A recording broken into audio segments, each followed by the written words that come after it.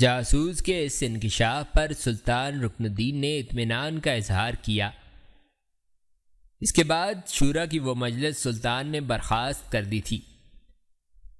جس وقت مصر کے شیخ الاسلام علامہ عزیز الدین نمیر بن حمدون اور غسان بن نمیس کو شاہی مہمان خانے کی طرف لے جا رہے تھے تو نمیر بن حمدون علامہ عزیز الدین کے قریب آیا اور بڑی عاجزی میں انہیں مخاطب کیا۔ میرے محترم، آپ جانتے ہیں کہ میں اور میرا ساتھی دونوں مصر میں اجنبی ہیں۔ ہمارا تعلق مرت النعمان سے ہے۔ کیا ایسا ممکن نہیں کہ آپ ہمیں سلطان رکن الدین کے علاوہ ان کے لشکروں کے سپہ سالار اعلیٰ سیف الدین اور سالار اول امیر ترنتائی کے متعلق کچھ تفصیل سے بتائیں اور اپنی قوم کے ان عظیم فرزندوں کے مختصر حالات زندگی سے ہمیں واقفیت حاصل ہو؟ نمیر بن حمدون کے اس سوال پر علامہ عزیز الدین بڑی انکساری میں کہنے لگے، دیکھو میرے بھائیوں، میں تمہیں اختصار کے ساتھ ان تینوں ہستیوں کے حالات سناتا ہوں۔ جہاں تک سلطان رکن الدین کا تعلق ہے تو سلطان وسط ایشیا کے دشت قچاق میں پیدا ہوا۔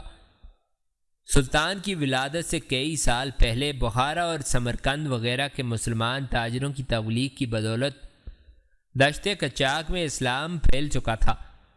سلطان رکن الدین ایک مسلمان گھرانے میں پیدا ہوا۔ اس کا نام محمود رکھا گیا تھا۔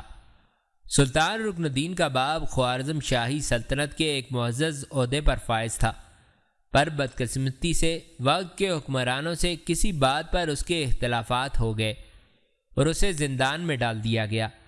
اس طرح یہ خوشحال خاندان گردش زمانہ کا شکار ہو کر رہ گیا تھا۔ دشت قچاق اور اس سے مولکہ علاقوں کو منگولوں نے حملہ آور ہو کر خوب پامال کیا تو وہاں کے بے شمار بچوں اور نوجوانوں کو پکڑ کر منگول اپنے ہمراہ لے گئے اور انہیں بردہ فروشوں کی مختلف منڈیوں میں فروخت کر دیا۔ انہی بچوں میں وہ محمود بھی شامل تھا جو آج کل مصر کا سلطان ہے، جسے ہم لوگ رکن الدین بیبرس کہہ کر پکارتے ہیں۔ محمود بھی منگولوں کے ہاتھوں غلام بن کر دمشق کی منڈی میں 20 دینار سرخ کے عوض فروخت ہو گیا تھا۔ موجودہ سلطان رکن الدین بیبرس کو جس شخص نے خریدا اس کا نام بندقداری تھا۔ وہ ایک شخص کا مقروض تھا۔ اس نے اس قرض کے عوض محمود کو اپنے اس قرض خواہ کو دے دیا۔ جس شخص نے محمود کو خریدا تھا اس نے محمود کو اپنے بیٹے کی خدمت پر مامور کر دیا۔ ایک دن محمود سے کوئی لغزش ہو گئی، اس پر اس کی مالکہ نے اسے بڑی بری طرح پیٹا۔ اس موقع پر اس شخص کی بہن جس کا نام فاطمہ تھا وہ بھی موجود تھی۔ اسے محمود پر بڑا رحم آیا۔ اس نے اپنی بھاوج سے گزارش کی کہ اگر تم اس غلام کے کام سے خوش نہیں ہو تو اسے میرے سپرد کر دو۔ وہ خاتون رضامند ہو گئی اور فاطمہ اس کو اپنے ساتھ دمشق لے گئی جہاں اس کا گھر تھا۔ دراصل اس فاطمہ کا ایک فرزند تھا جس کا نام بیبرس تھا جو فوت ہو گیا تھا۔ اس نے اتفاق سے محمود کی شکل و صورت اس کے مرنے والے بیٹے بیبرس سے ملتی جلتی تھی، چنانچہ اپنے بیٹے کی یاد میں فاطمہ محمود کو بیبرس کہہ کر پکارنے لگی۔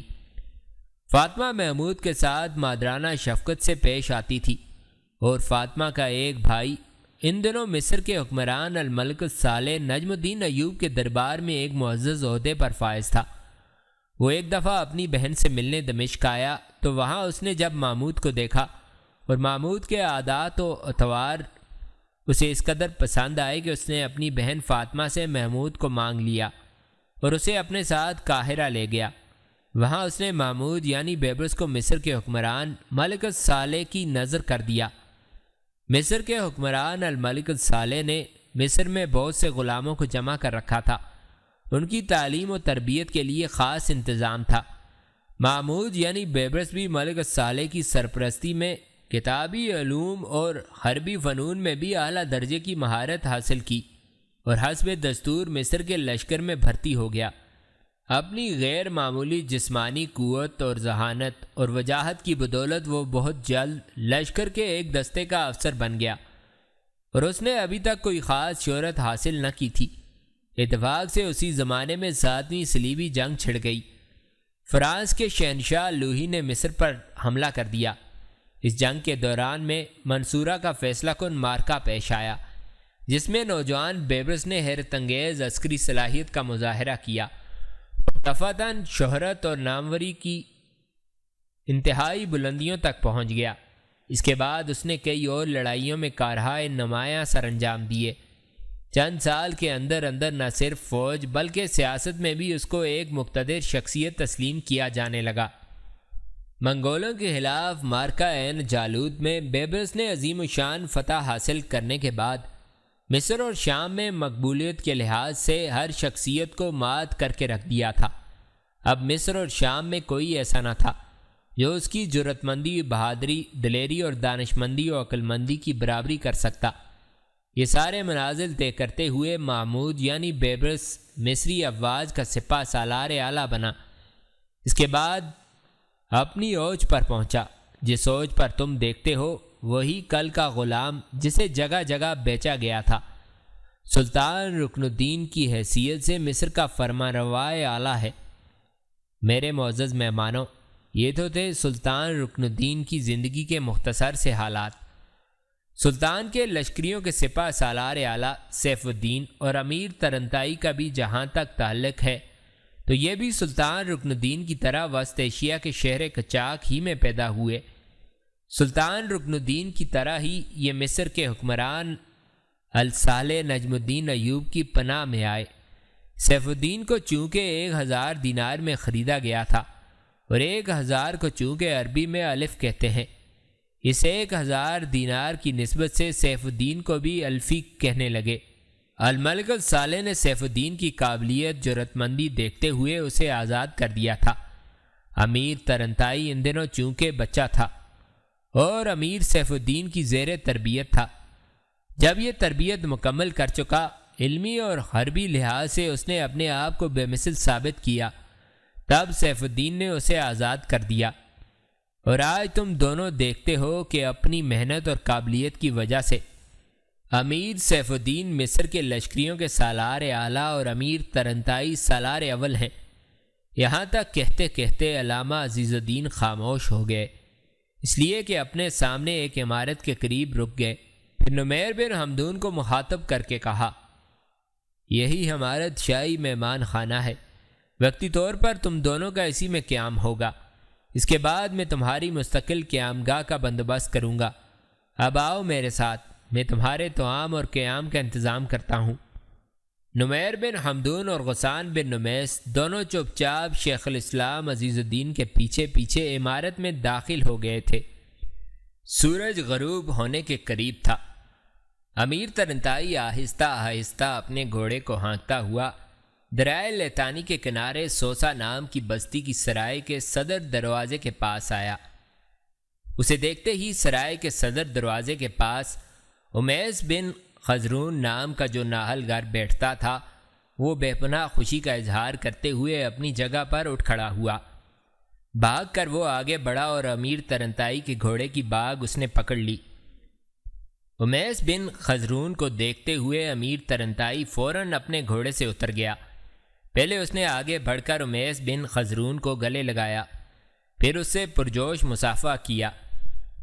امیر ترنتائی اس کی خیریت پوچھنا ہی چاہتا تھا کہ ناہل گر اپنا منہ اس کے کان کے قریب لے گیا، بڑی نرمی اور رازداری میں بول پڑا، امیر ترنتائی، قسم خدائے ذوالجلال کی، آپ بڑے وقت پر آئے ہیں۔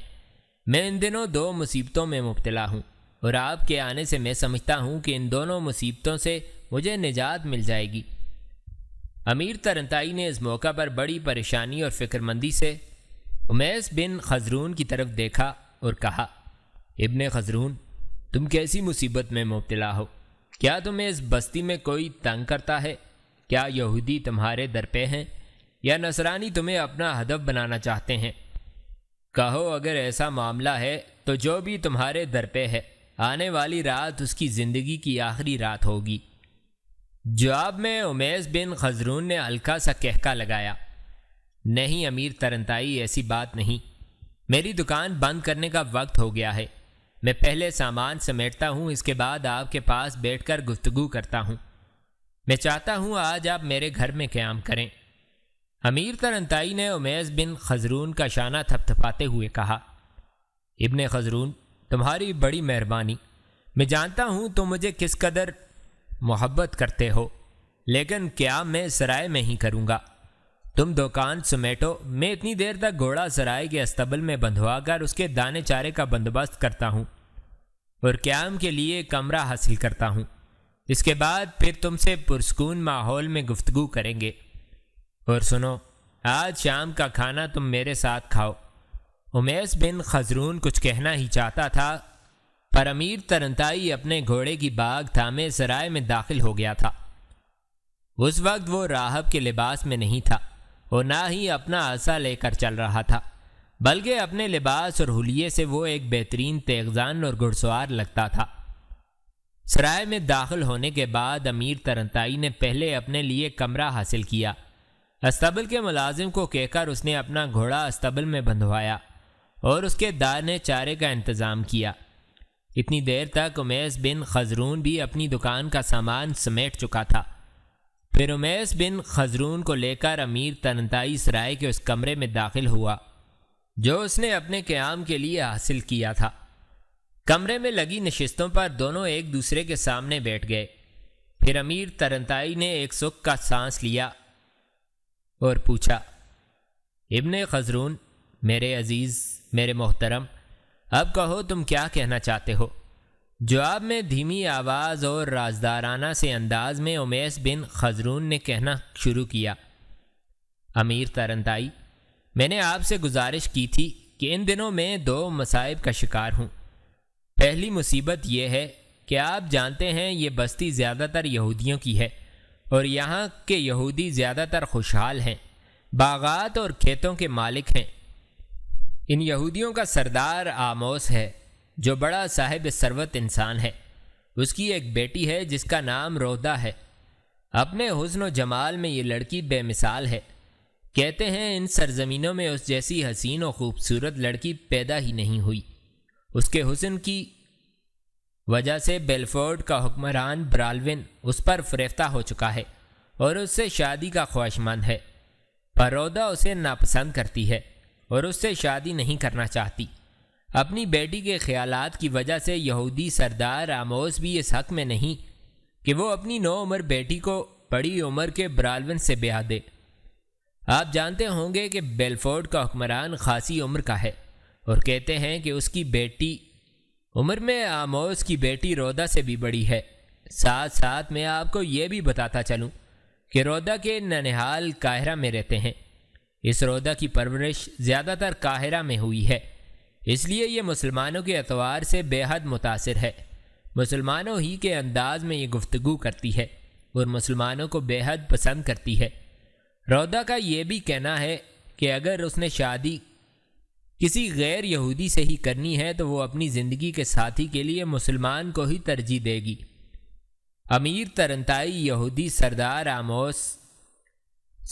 آموس اپنی بیٹی رودا کو یہاں سے نکال کر مصر کی طرف روانہ ہونا چاہتا ہے، خود بھی یہاں سے چلا جانا چاہتا ہے تاکہ اپنی بیٹی کی شادی برالون کے ساتھ کرنے سے بچ جائے، لیکن وہ یہاں سے نکل نہیں سکا۔ برالون کو کہیں خبر ہو چکی ہے، لہٰذا اس نے مسلح پہرے دار بٹھا دیے ہیں اور انہیں سختی سے حکم دے رکھا ہے کہ آموس اور اس کی بیٹی پر کڑی نگاہ رکھی جائے اور انہیں اس بستی سے نکل کر کہیں بھی جانے نہ دیا جائے۔ وہ ایک طرح سے اپنی حویلی میں نظربندی اور رسیدی کی زندگی بسر کر رہے ہیں۔ میں یہاں پر یہ بھی انکشاف کروں کہ یہودی سردار آموس سوسا نام کی بستی کے مسلمانوں پر بڑا مہربان ہے اور اکثر و بیشتر ان کی مالی امداد بھی کرتا رہتا ہے۔ مجھ پر بھی وہ بڑا مہربان ہے، اکثر اوقات اس نے میری مالی امداد کی ہے۔ دوسرا، وہ اپنا ہر راز مجھ سے کہہ دیتا ہے۔ ایک طرح سے وہ مجھے اپنے اعتماد اور بھروسے کا آدمی خیال کرتا ہے۔ اس نے چند روز پہلے مجھے بلا کر بڑی منت اور سماجت کے انداز میں کہا تھا، کسی ایسے مسلمان کو تیار کرو جو ہمیں بحفاظت قاہرہ تک پہنچا دے۔ میں نے اس سے کہا تھا کہ میں چند روز تک تمہیں بتا دوں گا۔ دراصل مجھے امید تھی کہ آپ اس سمت ضرور آئیں گے، اور پھر میں آپ سے گزارش کروں گا کہ آپ آموس اور اس کی بیٹی کو یہاں سے نکال کر اپنے ساتھ قاہرہ لے جائیں۔ میں نے یوں ہی ایک روز آموس سے کہہ بھی دیا تھا کہ میرا ایک جاننے والا ہے جو غلام ہے، جو اپنے آقا کے کسی کام کے سلسلے میں شمال کی طرف گیا ہوا ہے، ان قریب وہ لوٹے گا اور اس کے ساتھ میں تمہیں قاہرہ کی طرف بھجوا دوں گا۔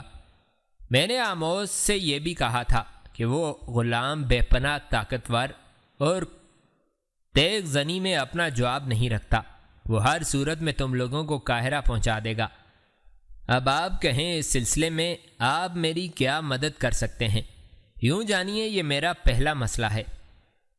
جواب میں امیر ترنتائی مسکراتے ہوئے کہنے لگا، ابن خزرون، اب یہ تمہارا مسئلہ نہیں، میرا مسئلہ ہے۔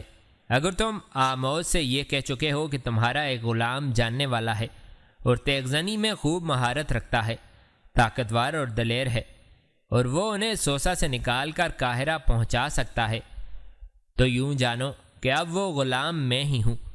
تم میرا ان سے تعارف غلام ہی کی حیثیت سے کرانا، میرا نام ان سے کسی بھی صورت ترنتائی مت کہنا، بلکہ کہنا کہ میرا نام لیوس ہے، میں نصرانی ہوں، میرا تعلق قاہرہ سے ہے اور میں انہیں بحفاظت سوسا سے قاہرہ پہنچا سکتا ہوں۔ تمہارا ایک مسئلہ تو حل ہوا، اب دوسرا مسئلہ بھی بیان کرو۔ ابن خزرون خوشی میں جذبات سے بے قابو ہوا اور آگے بڑھ کر اس نے امیر ترنتائی کو اپنے ساتھ لپٹا لیا۔ امیر ترنتائی، قسم خداوند قدوس کی، آپ ایک عظیم انسان ہیں، آپ نے حقیقت میں میرا ایک مسئلہ تو حل کر دیا۔ اب میں آپ سے دوسرا مسئلہ بیان کرتا ہوں۔ دوسرا مسئلہ یہ ہے کہ میرے یہاں چند دن سے ایک لڑکی اور اس کے ساتھ ایک نوجوان نے قیام کر رکھا ہے۔ میرے یہاں قیام کیے انہیں 15-20 یوم ہو چکے ہیں۔ لڑکی بتاتی ہے کہ وہ بیلفورڈ کے حکمران برالون کی بیٹی ہے۔ کہتے ہیں برالون کی 2 بیویاں تھیں، دونوں سے ایک ایک بیٹی ہے۔ پہلی بیوی مر جانے کے بعد دوسری بیوی نے پہلی بیوی کی بیٹی پر ظلم و ستم شروع کیے، اسے اپنے لیے ایک مصیبت جانا، پھر اسماعیلیوں سے ساز باز کر کے اس بچی کے اغوا کا منصوبہ بنایا۔ اس منصوبے میں وہ کامیاب رہی اور یہ اسماعیلی اسے اٹھا کر اپنے ساتھ لے گئے تاکہ اپنے فدائین کے لیے ایک حور کی طرح اسے پیش کریں۔ لیکن اس لڑکی کی خوش قسمتی تھی کہ اس کی ملاقات وہاں ایک ایسے نوجوان سے ہو گئی جو مسلمان تھا اور اسے بھی فدائیوں نے اغوا کیا تھا، اور وہ فدائیوں کے چنگل سے نجات چاہتا تھا۔ بس اسے موقع مل گیا اور وہ اس لڑکی کو اپنے ساتھ لے کر فدائیوں کے چنگل سے بھاگ نکلا، لیکن کہتے ہیں کہ فدائی ان کے پیچھے تھے تاکہ انہیں پکڑ کر پھر اپنا اسیر بنا سکیں۔ رات کی تاریکی میں وہ لڑکی اور نوجوان یہاں پہنچے اور میرے گھر کے دروازے پر دستک دی، مجھ سے سارے حالات بیان کیے اور مجھ سے پناہ مانگی۔ ان کی حالت دیکھتے ہوئے میں نے انہیں اپنے یہاں پناہ دے دی اور وہ دونوں میرے یہاں قیام کیے ہوئے ہیں۔ لڑکی اسلام قبول کر چکی ہے اور پابند صوم و صلاۃ ہے۔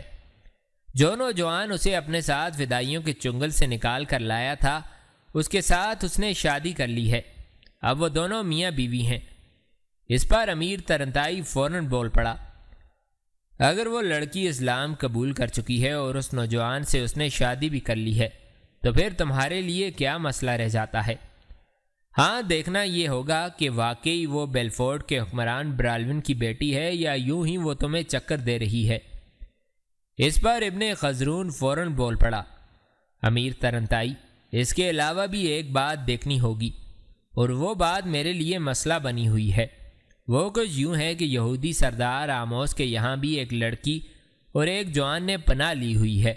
ان دونوں کا کہنا ہے کہ وہ یہودی ہیں، ان کا ایک غلام اور ایک لونڈی بھاگے ہوئے ہیں اور وہ انہی کی تلاش میں سرکردہ ہیں، اور انہیں پتہ چلا ہے کہ وہ بھاگنے والی لونڈی اور غلام سوسا شہر کی بستی کے کسی مکان میں پناہ لیے ہوئے ہیں۔ انہوں نے آموس سے گزارش کی کہ وہ چند دن اس کے یہاں قیام کر کے اس غلام اور لونڈی کو تلاش کریں گے، پھر جب وہ مل گئے تو وہ انہیں اپنے ساتھ مصر کی طرف لے جائیں گے۔ اب پتہ نہیں وہ جھوٹ کہتے ہیں یا جس لڑکی اور نوجوان نے میرے یہاں پناہ لے لی ہے وہ دروغ گوئی سے کام لیتے ہیں۔ تاہم ایک بار میں لڑکی سے پوچھ رہا تھا کہ وہ بیلفورڈ کے حکمران کی بیٹی ہے تو پھر میں اسے ان پہرےداروں کے پاس لے جاتا ہوں جو ان دنوں یہودی سردار آموس کی حویلی کے گرد پہرا دے رہے ہیں۔ لہٰذا وہ اسے پہچان لیں گے اور ان دونوں کی حفاظت کریں گے۔ پر وہ لڑکی منتیں کرتی ہے کہ اسے ان پہرے داروں کے پاس نہ لے جایا جائے، وہ اسے پکڑ کر اس کے باپ کے پاس لے جائیں گے اور ایک بار پھر اسے بیلفورٹ میں کرب کی زندگی بسر کرنا ہوگی۔ لہٰذا مجھے آپ ہی کی واپسی کا انتظار تھا۔ اب میں یہ دونوں معاملے آپ کے سپرد کرتا ہوں اور مجھے امید ہے کہ ان دونوں مسائل سے آپ مجھے نجات دلائیں گے۔ امیر ترنتائی فوراً اپنی جگہ سے اٹھ کھڑا ہوا۔ ابن خزرون، تم اطمینان سے بیٹھو، میں ابھی آتا ہوں۔ اس کے ساتھ ہی بڑی تیزی سے ترنتائی باہر نکل گیا تھا۔ تھوڑی دیر بعد وہ لوٹا اور ابن خزرون کی طرف دیکھتے ہوئے کہنے لگا، میرے عزیز بھائی، میں نے کھانا منگوایا ہے، پہلے ہم دونوں یہاں بیٹھ کر کھانا کھاتے ہیں، اس کے بعد میں تمہارے ساتھ گھر چلوں گا اور اس لڑکی اور اس کے ساتھی سے ملنا پسند کروں گا، اس کے بعد ہی میں کوئی فیصلہ دے سکوں گا۔ ابن خزرون نے ترنتائی کی اس تجویز سے اتفاق کیا۔ تھوڑی دیر بعد سرائے کا ایک خادم کھانا لے آیا، دونوں نے کھانا کھایا، پھر ترنتائی ابن خزرون کے ساتھ ہو لیا تھا۔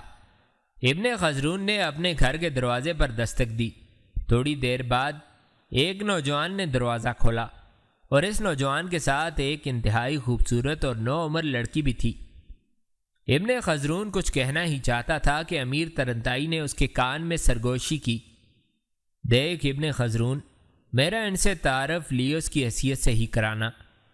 ابن خزرون کے چہرے پر ہلکی سی مسکراہٹ نمودار ہوئی، پھر وہ امیر ترنتائی سے مخاطب ہوا، لیوس، تم جانتے ہو میری کوئی اولاد نہیں، میری بیوی مر چکی ہے اور میں اپنے گھر میں اکیلا رہتا ہوں۔ یہ نوجوان جس نے دروازہ کھولا ہے اس کا نام قدغان ہے، اور یہ جو اس کے پہلو میں لڑکی کھڑی ہے یہ ارزون ہے، اور یہ دونوں میاں بیوی ہیں۔ میں اب انہیں اپنی اولاد کی طرح سمجھتا ہوں اور یہ خیال کرنے لگا ہوں کہ چونکہ خداوند کریم نے مجھے اولاد سے نہیں نوازا، یہی میری بیٹی اور بیٹا ہیں۔ امیر ترنتائی اندر داخل ہوا، ابن خزرون بھی اس کے پیچھے پیچھے مکان میں داخل ہوا۔ دروازے کو اس نے زنجیر لگا دی۔ دروازے کے قریب امیر ترنتائی رک گیا۔ تھوڑی دیر تک وہ بڑے غور سے ارزون کی طرف دیکھتا رہا۔ وہ کچھ خوفزدہ ہو گئی تھی اور اپنے شوہر قدغان کے پیچھے کھڑی ہو گئی تھی۔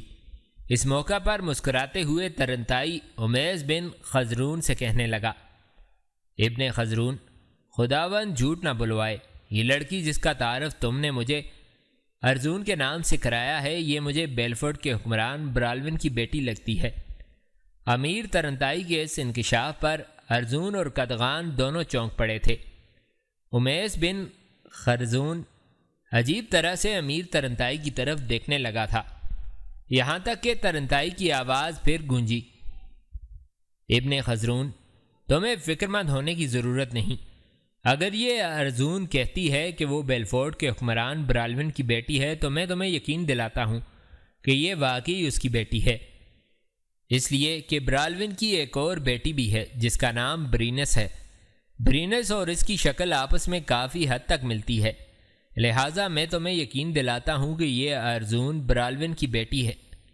اس کے بعد امیر ترنتائی براہ راست ارزون سے مخاطب ہوا، ارزون میری بہن، میرا نام لیوس ہے، میں بیلفورٹ کے حکمران برالون اور اس کی بیٹی برینس کو خوب اچھی طرح جانتا ہوں۔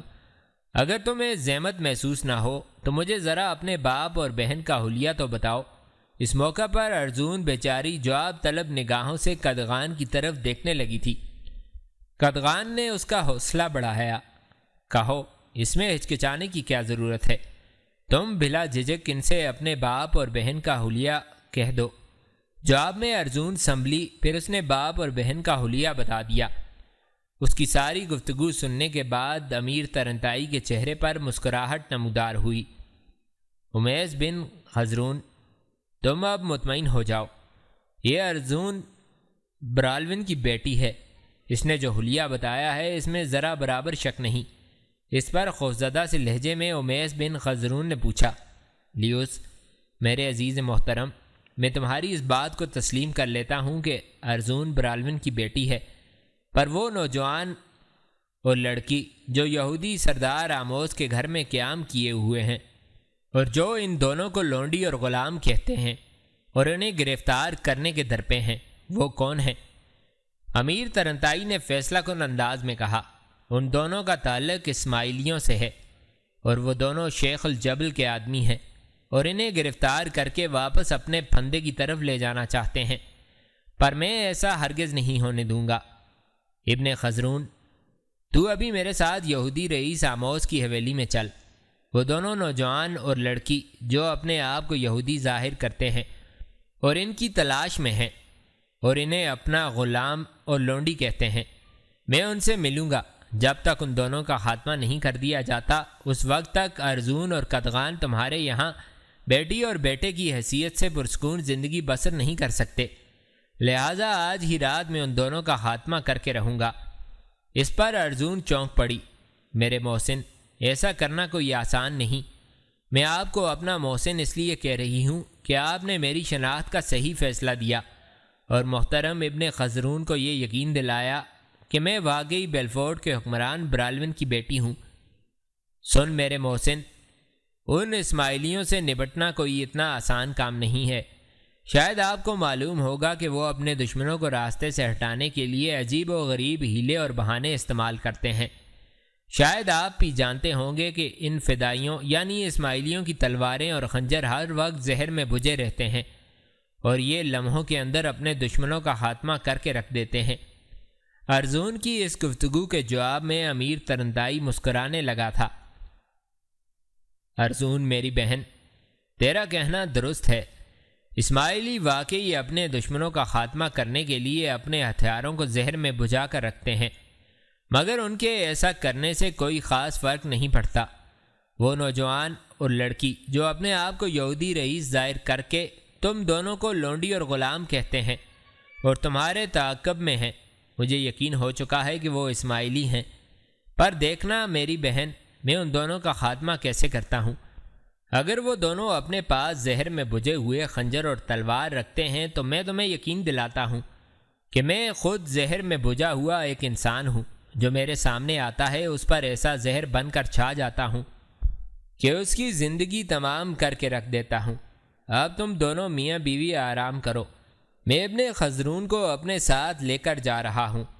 تھوڑی دیر بعد تم خبر سنو گے کہ تمہارے دونوں تعاقب کرنے والے اسماعیلیوں کا میں نے خاتمہ کر دیا ہے۔ اس کے ساتھ ہی امیر ترنتائی یمیس بن خزرون کو لے کر اس کے گھر سے نکل گیا تھا۔ ابن خزرون کے ساتھ امیر ترنتائی جب یہودی رئیس آموس کی حویلی کے پاس گیا تو اس نے دیکھا حویلی کے چاروں طرف مسلح پہرے دار تھے۔ شاید وہ بیلفورٹ کے حکمران برالون کے آدمی تھے جو آموس اور اس کی بیٹی کی نگرانی پر مقرر کیے گئے تھے۔ حویلی کے صدر دروازے کے پاس آ کر ابن خزرون رک گیا اور امیر ترنتائی کی طرف دیکھتے ہوئے کہنے لگا، میرے عزیز، تم یہیں رکو، میں اندر جا کر آموس سے گفتگو کرتا ہوں، اس کے بعد میں تمہیں اندر لے کر جاتا ہوں۔ ساتھ ہی ابن خزرون نے خاص انداز میں امیر ترنتائی کا ہاتھ دبا دیا تھا تاکہ وہ کسی قسم کا کوئی اعتراض نہ کرے اور منہ سے کچھ جواب نہ دے، تاکہ وہاں پہرا دینے والے ان کی گفتگو سن کر مشکوک نہ ہو جائیں۔ جواب میں امیر ترنتائی خاموش رہا اور ابن خزرون حویلی کے اندر چلا گیا تھا۔ امیر ترنتائی کو زیادہ دیر تک آموس کی حویلی کے دروازے پر انتظار نہ کرنا پڑا تھا۔ تھوڑی ہی دیر بعد ابن خزرون لوٹا اور امیر ترنتائی کی طرف دیکھتے ہوئے کہا، لیوس میرے محترم، میرے ساتھ آؤ، آموس نے تمہیں طلب کیا ہے، وہ تم سے ملنا چاہتا ہے۔ ابن خزرون نے اس سے زیادہ کچھ نہ کہا۔ جواب میں امیر ترنتائی بھی کچھ نہ بولا اور چپ چاپ وہ ابن خزرون کے ساتھ ہو لیا تھا۔ دونوں حویلی کے سکونتی حصے کی طرف بڑھے تھے۔ امیر ترنتائی کو لے کر ابن خزرون حویلی کے دیوان خانے میں داخل ہوا۔ اس وقت دیوان خانے میں 3 افراد بیٹھے ہوئے تھے۔ ایک ڈھلی ہوئی عمر کا شخص تھا، ایک لڑکا اور ایک نوخیز لڑکی۔ دیوان خانے میں داخل ہو کر ابن خزرون نے ان کا تعارف کرایا۔ میرے عزیز، یہ جو سامنے بیٹھے ہیں یہی یہودی سردار آموس ہیں۔ ان کے سامنے ان کا 12 سالہ بیٹا سمیر ہے اور سمیر کے پاس سمیر کی بڑی بہن رودہ بیٹھی ہوئی ہے۔ محترم آموس، میں اس جوان کے بارے میں پہلے ہی بتا چکا ہوں۔ یہ لیوس ہے۔ امیر ترنتائی آگے بڑھا۔